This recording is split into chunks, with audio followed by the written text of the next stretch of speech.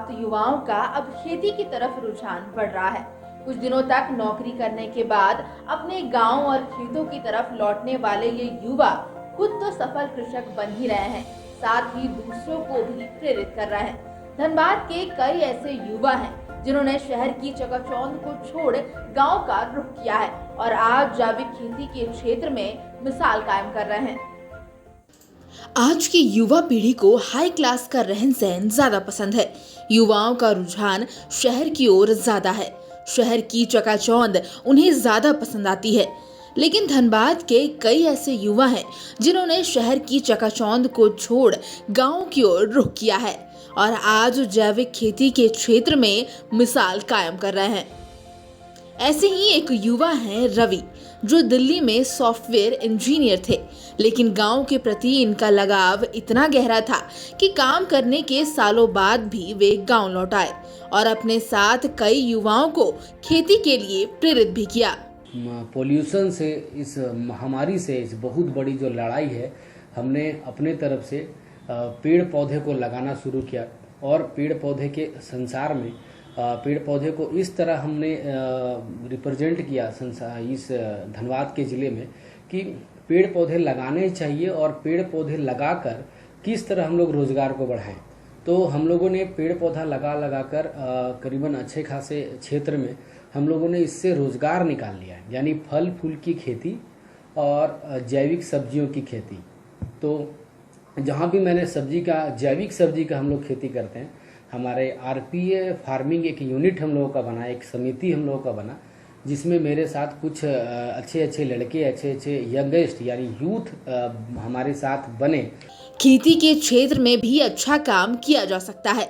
इसी सोच के साथ युवाओं की एक टीम आपस में जुड़कर 100 एकड़ से अधिक की जमीन पर जैविक खेती कर रही है। इतना ही नहीं, इन युवाओं ने ग्रामीण क्षेत्र के लोगों को इस खेती से भी जोड़ा है, जिससे न सिर्फ लोगों को रोजगार मिला, बल्कि जैविक फल और सब्जियों से अब आम लोगों की सेहत अच्छी रहती है। हम लोगों ने 2 से 2.5 लाख पौधे का वृक्षारोपण किया है और अभी हम लोगों ने जो जैविक खेती जो करना शुरू किया है, जिसमें से 1 से 1.5 लाख फूलगोभी का हम लोगों ने फील्ड तैयार किया है और उस पर गोभी हो रहा है और मार्केट में सेल हो रहा है। और इसके आगे हम लोगों का बहुत सारा प्लानिंग है और गेंदा फूल और पपीता की जो खेती कर रहे हैं, जो गेंदा फूल का बाजार सालों भर रहता है, यहाँ से लेके बिहार, झारखंड, उड़ीसा, हर जगह इसकी मांग होती है। तो अगर आप मार्केट को लेके देखेंगे या कैरियर को लेके देखेंगे, ये सब तरफ से लाभदायक है। यहाँ पे जैविक खेती करने से क्या हो रहा है कि हम लोग उसमें बहुत कुछ नहीं डाल रहे, जैसे यूरिया, डीएपी या किसी प्रकार का केमिकल हम लोग यूज नहीं कर पा रहे और हम लोगों ने एकदम जैविक खाद का यूज कर रहे हैं। जैसे आपका करंज खल्ली हो गया, नीम खल्ली हो गया, सरसों खल्ली हो गया, एमसी पाउडर हो गया। फिर जाकर के जब छिड़काव करने की बात आती है कीड़े मकोड़े के लिए, तो उसके लिए हम लोगों ने बहुत अच्छा यूज करा है, वो गौमूत्र का यूज कर रहा है।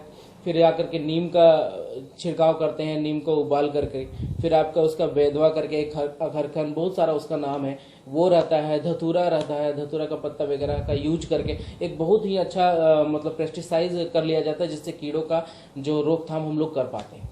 अपने ही देश के बड़े शहरों और बड़ी कंपनियों में काम कर रहे युवाओं का अपनी गांव और मिट्टी के प्रति ऐसी भावना वाकई सुकून देने वाली है।